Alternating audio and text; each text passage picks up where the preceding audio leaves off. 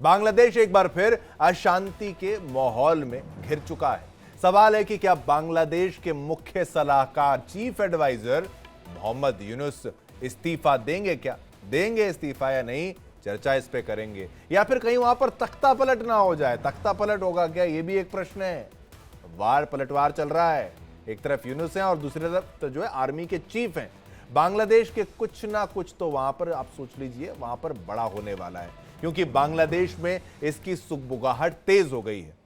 आपको इसकी वजह भी बता देते हैं। बांग्लादेश में सेना और सरकार के बीच तनाव चरम पर है, यानी बांग्लादेश में तख्ता पलट का काउंटडाउन शुरू हो चुका है, स्क्रिप्ट तैयार है। 9 महीने पहले जैसे शेख हसीना को जान बचाकर बांग्लादेश से भागना पड़ा था, कुछ वैसा ही अब बांग्लादेश के अंतरिम सरकार के प्रमुख मोहम्मद यूनुस के साथ होने वाला है। क्या ये प्रश्न है। यूनुस वाकई मैदान छोड़ने की तैयारी कर रहे हैं। ऐसा हम इसलिए कह रहे हैं क्योंकि बांग्लादेश के सेना प्रमुख जनरल वकारुज्जमान ने मोहम्मद यूनुस को एक कड़ा संदेश दिया है। वो मैसेज क्या है वो भी हम आपको बताएंगे। इस बीच बांग्लादेश की प्रमुख राजनीतिक पार्टी बीएनपी ने चुनाव को लेकर मांग तेज कर दी है। चुनाव कराओ कह रहे हैं वो। इसके साथ ही बीएनपी यूनुस कैबिनेट में शामिल 2 सलाहकार और हाल ही में नियुक्त एनएसए को हटाने की मांग कर रहे हैं। ऐसे में आशंका है कि ढाका में एक बार फिर उग्र प्रदर्शन तेज हो सकते हैं। मोहम्मद यूनुस को सत्ता के शिखर पर जिस बांग्लादेश की आर्मी ने बिठाया, उसी आर्मी से यूनुस सरकार के बीच लगातार मतभेद के बाद टकराव की नौबत आ गई है। अब आर्मी चीफ वकारुज्जमान ने यूनुस सरकार को अल्टीमेटम दे दिया है। जनरल वकार को शक है कि यूनुस बाहरी ताकतों के साथ मिलकर देश में उनके खिलाफ प्रदर्शन कराकर, यानी सेना के खिलाफ प्रदर्शन कराएंगे यूनुस। दिमाग देखिए, ये नोबेल मिला है इनको, नोबेल प्राइज। वो प्रदर्शन करवा के आर्मी के खिलाफ उन्हें पद से हटाना चाहते हैं आर्मी चीफ को। आर्मी चीफ को लग रहा है ये हो सकता है, संभावना है। वकार का तीनों सेनाओं के साथ मिलकर शक्ति प्रदर्शन सीधे यूनुस सरकार के लिए मैसेज था। मोहम्मद यूनुस पर सिर्फ आर्मी चीफ ही दबाव नहीं बना रहे हैं। पूर्व प्रधानमंत्री खालिदा जिया की पार्टी बीएनपी भी आम चुनाव के मुद्दे पर यूनुस सरकार को घेर रही है। अब यूनुस की हालत ऐसी हो गई है कि वो बैकफुट पर आ गए हैं। साथ ही आर्मी चीफ की चेतावनी को हल्के में लेने की गलती की तो बांग्लादेश में तख्ता पलट किसी भी वक्त हो सकता है। इसी मुद्दे पर हम आज करेंगे अपने खास मेहमानों से चर्चा। चलिए चलते हैं अपने मेहमानों के पास और उन्हीं से बेहतर जानते हैं कि इस मसले में क्या है हकीकत और क्या कुछ होने वाला है बांग्लादेश में। स्वागत करना चाहूंगा, मेरे साथ मेजर जनरल अनुज माथुर साहब हैं, retired defence expert. Jain sir, आपने अपना कीमती वक्त निकाला, हमारे साथ आए। दीपक वोरा साहब हमारे साथ हैं, पूर्व राजनयिक, आपका भी शुक्रिया। जैन सर, कीमती वक्त निकाला।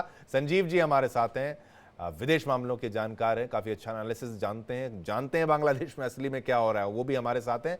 और साथ ही साथ और भी मेहमान हमारे साथ धीरे धीरे जुड़ते जाएंगे, उनसे उनकी राय लेते जाएंगे। लेकिन मामला क्योंकि राजनीतिक भी है, डिप्लोमेसी का भी है, फौज का भी है। लेकिन पहले यूनुस को जान लेते हैं, समझ लेते हैं। वोरा साहब, शुरुआत आपसे मैं करना चाहूंगा कि भाई नोबेल प्राइज मिल गया है भाई साहब को, ये इन पे भरोसा किया जा सकता है क्या? और करप्शन के बहुत बड़े बड़े चार्जेस हैं इन पर, टेलीकॉम कंपनी को लेके तमाम चीजें। और पंगा किससे ले लिया? फौज से ले लिया। पाकिस्तान बनाना खुद को चाह रहे थे और पाकिस्तान वाले तो कभी फौज से पंगा नहीं लेते, यहां इन्होंने फौज से पंगा ले लिया है। आपका क्या एनालिसिस रहेगा, क्या कुछ करने वाले थे? बहुत बहुत धन्यवाद sir, thank you very much. हमेशा की तरह आउटस्टैंडिंग। और मैं प्रयागराज में हूँ, त्रिवेणी में स्नान करके आया हूँ। सो आप सबको from the holiest of Holis आप सबको बहुत बहुत ब्लेसिंग्स मिली है। पहली चीज सर, इसका झगड़ा क्यों हुआ है फौज से? आप बताते हो कि दे डोंट गेट अलोंग। क्यों? हम लोगों की ट्रेनिंग होती है व्हाट, तो आप बताएंगे, हम व्हाई समझने की कोशिश करते हैं। ये क्या हुआ यहाँ पर सर कि कुछ महीने पहले यूनाइटेड नेशंस की ह्यूमन राइट्स कमीशन ने कहा था कि पिछले साल जुलाई अगस्त में जब ये शेख हसीना को बाहर निकाल रहे थे तो फौज ने मानवाधिकार, ह्यूमन राइट्स का बहुत उल्लंघन किए थे। और ये बोले कि अगर ये प्रूव हो जाता है फिर जो आपको यूएन असाइनमेंट्स मिलती हैं आपकी आर्मी को, they are second largest contributor UN peacekeeping mission, बहुत पैसा मिलता है, हम भी जाते हैं, हम भी देश जाते हैं, वो आपको नहीं मिलेंगे। That is. और पाकिस्तान, ये बांग्लादेश की फौज सर, इसके पास बजट नहीं है, सरकार के पास पैसे नहीं है सर, ब्रोक है। तो ये इससे लेते हैं पैसे यूनाइटेड नेशन से, उसे तनख्वाह देते हैं एटसेट्रा एटसेट्रा। जो हमारे, फॉर एग्जांपल मैं आपको बताता हूं sir, your people would be, your viewers जो देखते हैं, करोड़ों लोग इंटरेस्टेड हैं। मिसाल के तौर पे एक सिपाही को $1000 मिलते हैं फॉर एग्जाम्पल, अगर वो सर्व कर, सूडान में मैं तो 5 साल था, कितनी हमारी बटालियंस आई, वो $1000 पूरा का पूरा उसको चला जाता है। बांग्लादेश में अगर $1000 सिपाही को मिलते हैं, जवान को, ऑफिसर्स को ज्यादा मिलते हैं, तो 500 सरकार ले लेती, मिलिट्री ले लेती, मतलब उसमें भी कट है। बिल्कुल, उसमें भी कट है। वो चलता है इन लोगों को, किसी के पास और सोर्सेज नहीं, तो मिलिट्री उसको यूज करती है। ये पहली चीज थी, ये इन दोनों के बीच में फूट आ गई। सेकंड सा, ये इस्लामिक फंडामेंटलिज्म के साथ जो खेल रहा है ये बेवकूफ, अकल तो है नहीं इसको। ये तो हिलरी क्लिंटन का खजामा होता था, या हाउसकीपर था, या ऐसा ही कोई था, उठा के नोबेल प्राइज दे दिया, ये दे दिया, वो दे दिया, पॉलिटिक्स के बारे में कुछ जानता नहीं है। कोई बैंक चलाता था छोटे मोटे, और उसमें भी बहुत आरोप लगे थे इसके ऊपर, ग्रामीण बैंक में। तो द आर्मी कह रही है कि व्हाट इज हैपनिंग, कहां गई पुलिस, कहां गई लॉ एंड ऑर्डर, कुछ भी नहीं हो रहा। जो आता है यहाँ पे हमारे को ठोक के चला जाता है, चीन आता है वो कुछ करता है, पाकिस्तान आता है वो कुछ करता है। वोरा साहब, मुझे ये लगता है कि आर्मी का गेम करने के प्लान में यहाँ पर यूनुस नजर आ रहे थे, लेकिन कर्मा हो गया कि भाई karma plays a big role यहाँ पर इनके साथ। हाँ, इनके साथ जो हुआ है ये बिल्कुल उस दिशा में जा रहे थे, भारत विरोधी। ये 7 सिस्टर्स की बड़ी इनको चिंता हो रही थी। मैं तो कहता हूं जो वहां पर वो आपकी हिंदू सिस्टर्स हैं उनकी चिंता करो, आप 7 सिस्टर्स की क्या बात करते हैं। इनको बड़ी चिंता हो रही थी, चीन में जाके बैठे थे, अब चीन खुद भारत से दोस्ती करना चाहता है, तमाम बातें। वोरा साहब, अब मैं एक फाइनल चीज कह देता हूं। बिल्कुल सर, इसको शेख हसीना ने कहा था कि एक विदेशी राजदूत मेरे पास आए थे कि उस सेंट मार्टिन आइलैंड मेरे को दे दो, क्योंकि हमको चीन के ऊपर नजर रखनी है, हम उसको डेवलप करेंगे। कहती मैं नहीं मानी तो मुझे निकाल दिया। और यही बेवकूफ जिनको अमेरिकियों ने यहाँ बिठाया था, ये चीन पहुंच जाता, वो मेरे डार्लिंग, मेरे स्वीट हार्ट, अमेरिका भी नाराज हो गया। तो मेरा मानना है कि फौज नाराज है, इसका गॉडफादर अमेरिका नाराज है, he is on his way out sir. 2 हफ्ते के अंदर या तो मारा जाएगा या भाग जाएगा। इसने ज्यादा गलतियां कर दी और बहुत ज्यादा गलतियां इनकी तरफ से की गई। इसका भुगतान करना पड़ेगा, और बांग्लादेश का बेड़ा गर्क करने के लिए मुझे लगता है कि भाई ये इनका बहुत बड़ा किरदार इन्होंने निभाया है। नोबेल प्राइज दोबारा दीजिए। दोबारा दिया जाएगा, एक अलग तरीके का नोबेल प्राइज होगा। माथुर साहब, अब आप देखें कि बांग्लादेश में इसको बिल्कुल हल्के में हमें नहीं लेना चाहिए। फौज पहले भी थी, शेख हसीना पहले भी थी। देखिए, जब शेख हसीना थी फौज तब भी थी। अब ये नहीं कि भाई इस्लामिक मुल्क के तौर पर बांग्लादेश को उस तरीके से कभी नहीं देखा गया। अब लाल मुनीर हाट वाला मुद्दा भी उठ रहा है, ये चीन को भाई साहब बिठाना चाहते हैं लाल मुनीर हाट में। ये महत्वपूर्ण है, हमें समझना चाहिए। आदमी की सोच बहुत खतरनाक है। नोबेल प्राइज मिला है, लेकिन ये कराएंगे कुछ गलत भारत के लिए, ये हमें समझना है। लेकिन अब इनकी गलती कितनी हो गई, तख्ता पलट और रखाइन की तरफ जो रास्ता खोलने की बात है, जिसको ब्लडी कॉरिडोर कहा जा रहा है, वो यहां पर मुद्दा है। फौज कह रही हमसे तुम कुछ पूछते नहीं हो, हमने तुम्हारी इतनी मदद करी, तुम हमारे सब बेकार करना चाहते हो। आपका रिएक्शन सर? देखिए, मैं पहले तो Shivam, thank you very much, जय हिंद। जय हिंद सर। मैं आपको एक बात बताना चाहता हूं शिवम, कि जो let us look at Wakeruzzaman, ये आर्मी चीफ है, इसके पास पूरा मौका था जब अगस्त 2024 की बात है, और इसने ही प्रेफर्ड स्टेइंग अवे, कूप नहीं किया। मतलब उनके पास पूरा मौका था, और वही थे। इनफैक्ट ये इनको तो बाहर से ला करके बैठाया गया, उन्होंने कू नहीं किया। उसके मैं बताता हूं कि उनका फोकस जो है, वकारुज्जमान का फोकस 2-3 चीजों पर है। एक, वोरा साहब ने बहुत वेरी ब्यूटीफुली ही कवर्ड वन, लेकिन 2-3 चीजें मैं बताऊंगा कि वो चाहते हैं कि लोकतंत्र की बहाली हो। मैं इसलिए और कह रहा हूं आपको कि हमारी जनरेशन ऐसी है जिसने 71 देखा है, और 71 देखा है तो हमको मालूम है 71 में टिक्का खान ने क्या किया था यहाँ पर। आप गूगल गॉड से पूछ लीजिएगा, वो बता देगा कि Tikka Khan is a butcher of Bengal, और उसने तो वो देखा हुआ है। तो उनको मेरा ये मानना है कि वो नहीं चाहते, क्योंकि देखिए पाकिस्तान जो है, जब भारत से 1971 की हार के कारण इतना ज्यादा बदला निकाल रहा है, तो आज भी जो बांग्लादेश में पाकिस्तान कर रहा है, मैं आपको दावे के साथ कह सकता हूं कि वो पाकिस्तान वहां पर बांग्लादेश की मदद नहीं कर रहा है, क्योंकि उसको पता था कि 1971 में जो ह्यूमिलिएशन उसका हुआ है, उसमें बहुत बड़ा हाथ बांग्लादेश के लोगों का है। और आज मैं आपको बता रहा हूं, बिना वर्ड्स को मिक्स किए, पाकिस्तान वहां पर अपना बदला निकालने के लिए पहुंचा है। मतलब उन लोगों को फिर से वही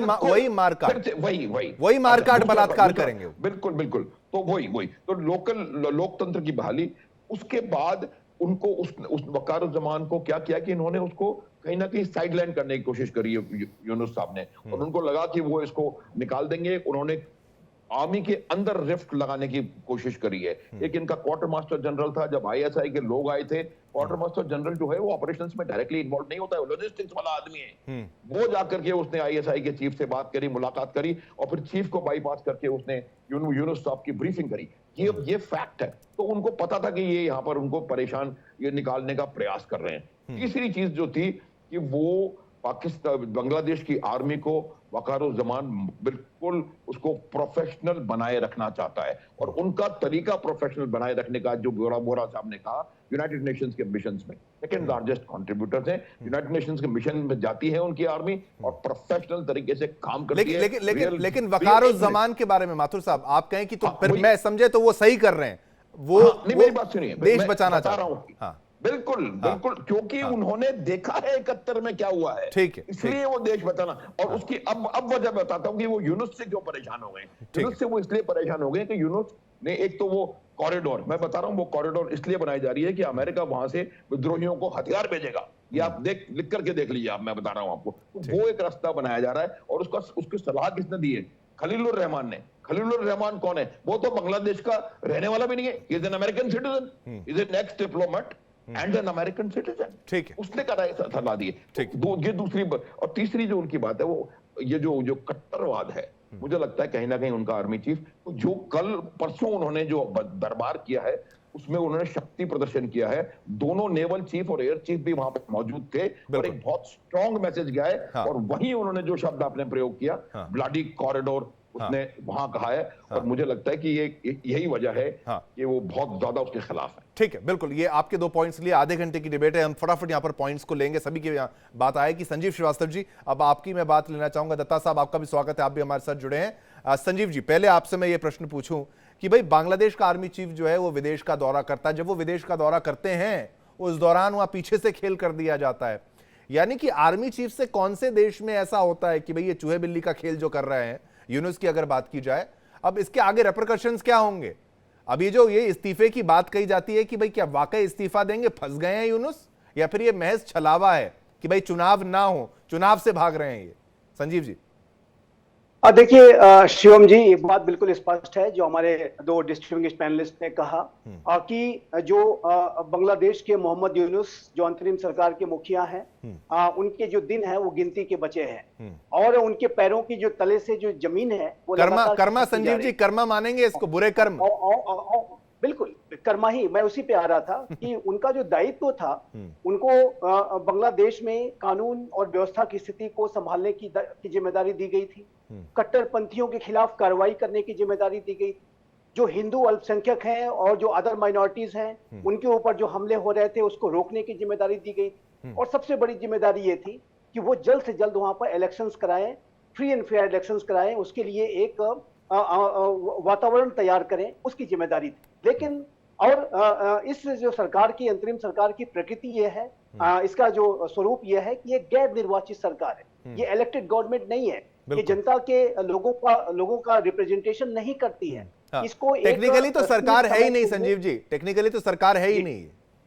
एक अरेंजमेंट किया गया था, एक जो गवर्नेंस के लिए एक अरेंजमेंट किया गया था, और इस अरेंजमेंट के तहत उन्हें एक जिम्मेदारी दी गई थी, और जाहिर है कि उन्होंने तब अपना शांति का मुखौटा दिखाया कि जी देखो मुझे तो इतना बड़ा अवार्ड मिला है वगैरह वगैरह, और जाहिर है कि उनको अमेरिका के जो और अन्य जगहों के जो कट्टरपंथियों का तो जो बांग्लादेश के उनको तो सह मिली है, साथ ही साथ जो डीप स्टेट्स हैं, चाहे वो पाकिस्तान हो चाहे वो अमेरिका हो, वहां से भी कहीं न कहीं उनको इस तरह का संरक्षण मिला। तो इस वजह से उन्होंने उनको ये पद मिल गया। लेकिन जिस तरीके से उन्होंने अपने आप को कंडक्ट किया है, जिस तरीके से पूरे हर एक स्थिति में वो विफल साबित हुए हैं, ऐसे में उनके जो दिन है वो गिनती के रह गए हैं। और एक अच्छी बात बांग्लादेश में है कि बांग्लादेश में जो वहां की सेना का जो नेतृत्व है वो एक विवेकपूर्ण, बुद्धिमत्तापूर्ण, जिम्मेदारी भरे मिलिट्री लीडर के पास है, जनरल वकारुज्जमान। ये बात आपने सही कही कि भाई कू जो है कू किया जा सकता था, जैसे माथुर साहब ने कहा कि भाई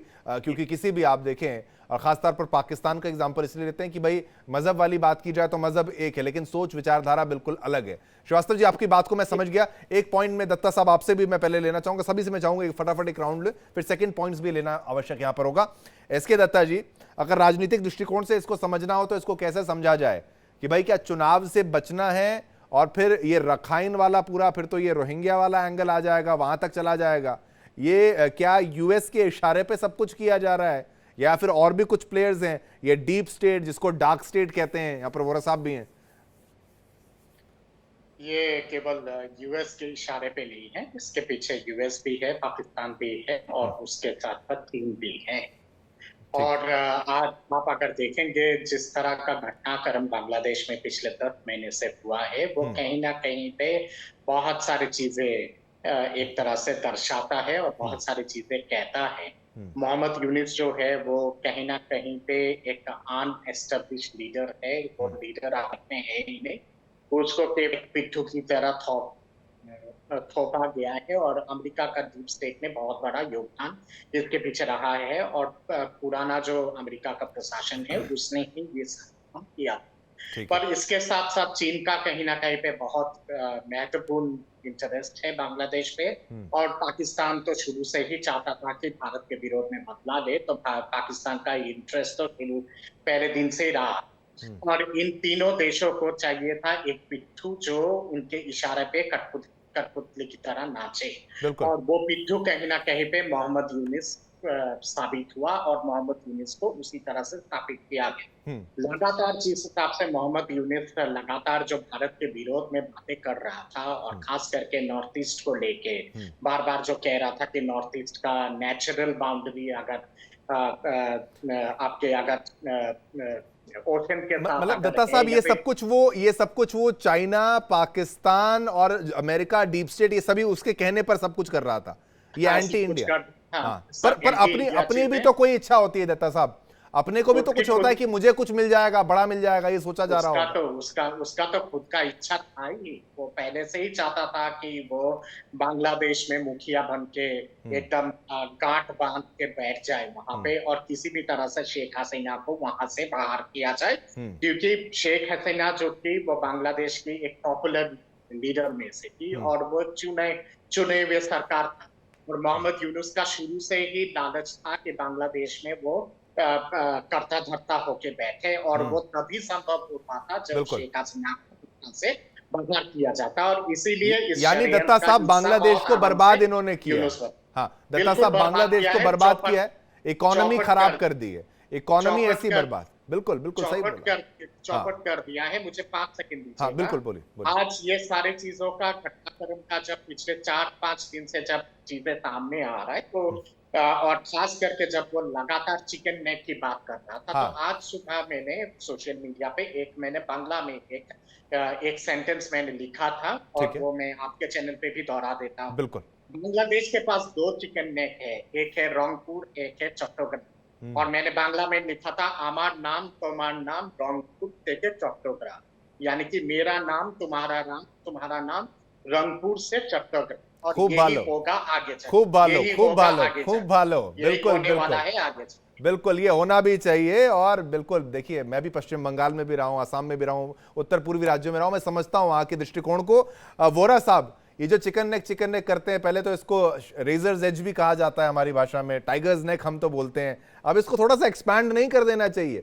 अब ये वहां पर यूनुस आए, कोई आए, भाई कितना वो थोड़ा ज्यादा दूर नहीं है, लाल मुनीर हाट बिल्कुल पास है। अगर if China comes there, China आ जाए, बेहद खतरनाक हो सकता है, मिलिट्री पॉइंट ऑफ व्यू से भी समझेंगे, लेकिन ऐसे लोग वहां पर इंस्टेबिलिटी होती रहती है, हमें अपने बॉर्डर्स को थोड़ा एक्सपैंड करना चाहिए। सर, एक चीज मैं पूछना चाहता हूँ, जनरल साहब यहाँ हैं, one of the best soldiers in the world, अगर मान लीजिए चिकन नेक में भी घुस भी जाता है तो इसको मिलेगा क्या? हमारे नॉर्थ ईस्टर्न स्टेट्स तो इस गधे को मालूम नहीं है कि कितने इस्लामिक हैं। Does he not know that there is Christianity there? बेवकूफ आदमी है sir, he has no sense। और फिर मैं आपको एक चीज बताऊं, आप 71 की बात कर रहे थे, ये कहाँ था 71 में? यही 90 साल का हो गया। Where was he? ये अमेरिका में था और वहां पे बांग्लादेश लिबरेशन के लिए मूवमेंट चलाता था। अब पाकिस्तान को डार्लिंग डार्लिंग स्वीट है, दिमाग खराब हो गया, Alzheimer's, he has forgotten everything. Identity crisis हो जाता है। अब 100% इसको तो पैराशूट के जरिए यहाँ ले आए। पाकिस्तानी पंजाबियों का जो हाल है, ना उनको पंजाबी बोलने को मिल रही है, ना उर्दू उनको समझ में आ रही है, अंग्रेजी उनको आती नहीं है, लेकिन चल रहा है देश।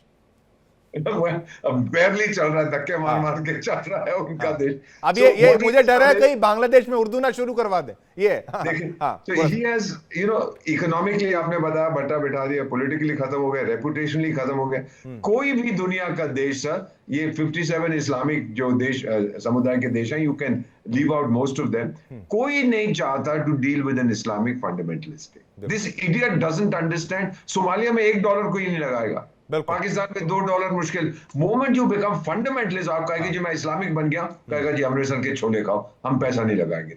As simple as that. He is an idiot this man, and that's all that I say ज्यादा। तभी तो मैं इसको मोहम्मद यूसुफ खान कहता हूं।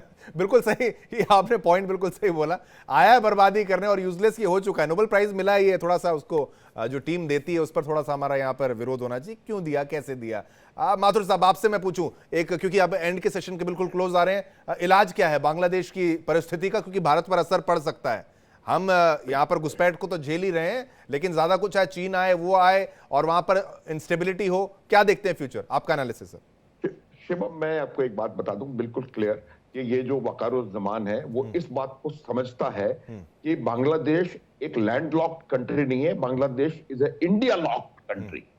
और जब इंडिया लॉक्ड कंट्री है तो आप इंडिया से दुश्मनी लेकर के कुछ नहीं कर सकते, ये बात उनको पता है। और मैं आपको ये निश्चित रूप से बता सकता हूं कि जब भी सत्ता परिवर्तन होगा, जब भी जो एक पॉपुलर इलेक्टेड गवर्नमेंट आएगी, हमारे और इनके रिश्ते निश्चित रूप से सुधरेंगे।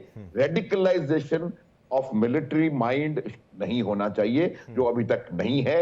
और मुझे ये लगता है कि वकारुज़्ज़मान सही राह पर हैं और वो ही विल मेक श्योर कि ये इलेक्शन, मतलब उन्होंने मुल्ला मुनीर की फजीयत देख ली, उन्होंने मुल्ला मुनीर की बिल्कुल फजीयत अभी नहीं देख ली उन्होंने। मुल्ला मुनीर की फजीयत उनको मालूम थी अगस्त 24 में कि अगर वो करेंगे तो क्या उनके साथ हो सकता है। पहले उनको हटाने का प्रयास किया गया, अब दोनों नेवल चीफ और एयरफोर्स चीफ भी उनके साथ थे। और मुझे लगता है पूरी की पूरी आर्मी 2-4 इसके यूनुस के लोगों को छोड़ के उनके साथ है, इसीलिए उनका word is become very powerful. पर माथुर साहब एक छोटा सा समझाइएगा, छोटा सा पॉइंट, कि वहां की जो आर्म्ड फोर्सेज हैं उनके इशारे पे क्या अगर कुछ वहां पे इंस्टेबिलिटी होती है, वो अपने चीफ्स की सुनेंगे या फिर वो कहेंगे नहीं हमें सरकार को लेना है, डेमोक्रेसी है, तमाम चीजें?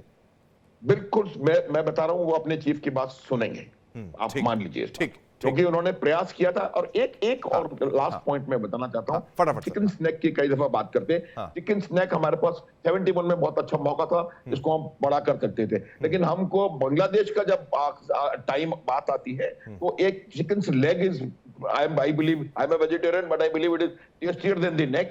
और chicken leg is Chittagong hill track. वो अगर नेक की बात करता तो हम उसका लेग काट देंगे।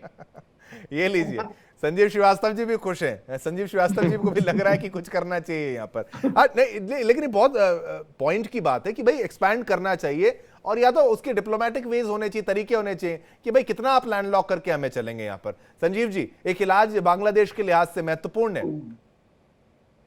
देखिए शिवम जी, रेडिकलाइजेशन का, इस्लामाइजेशन का, कट्टरपंथ का कोई भविष्य नहीं है। और भारत जैसे एक महाशक्ति के बगल में आप रह करके 90% जो आप सीमा शेयर करते हो, और इस राष्ट्र के आज आपने अप्रोच देखा है कि किस तरीके से हम जीरो टॉलरेंस की नीति पर चलते हैं। किसी भी तरीके के कट्टरपंथ को ये जो नया भारत है बर्दाश्त नहीं करेगा, उसके खिलाफ कड़ी से कड़ी कार्रवाई करेगा। कट्टरपंथ प्लस चीन हो जाता है सब सर, ये कट्टरपंथ प्लस चीन आ जाता है। चाइना में, चाइना मुसलमानों के साथ क्या करता है वो दुनिया जानती नहीं शायद, वो किस तरीके से वहां पर उइगर मुसलमानों के साथ उन्होंने क्या बर्बरता करी है, मस्जिदें तोड़ना, वो तमाम चीजें मैं नेशनल टेलीविजन पे बोल नहीं सकता। लेकिन चाइना आ जाता है तो उसमें थोड़ा सा हमें सतर्क होना पड़ेगा।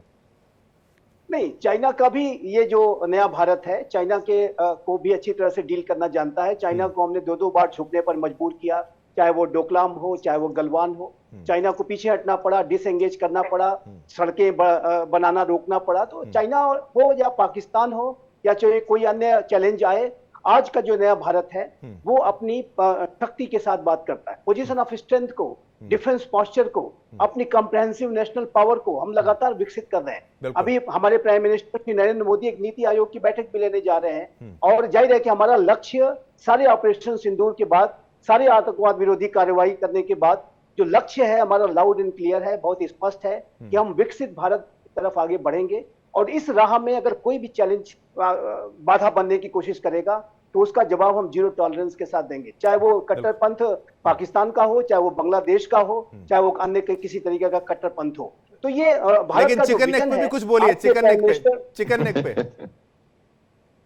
देखिए, बांग्लादेश की जो टेरिटरी है उसका भारत बहुत सम्मान करता है, लेकिन बांग्लादेश यदि गलत रास्ते पर गया, बांग्लादेश ने यदि कुछ भारत विरोधी बड़े कदम उठाए तो आप जानते हैं कि हमारी कैपेबिलिटीज क्या है और हम किसी भी तरीके का स्टेप्स ले सकते हैं। बस अभी मैं इतना ही कहना चाहूंगा। ठीक है, ये महत्वपूर्ण है। दत्ता साहब, अब आपके पास में आने वाला हूं। बांग्लादेश में अब आने वाले एक हफ्ते, महीने या कुछ दिनों में क्या कुछ होने वाला है, आपको क्या लगता है?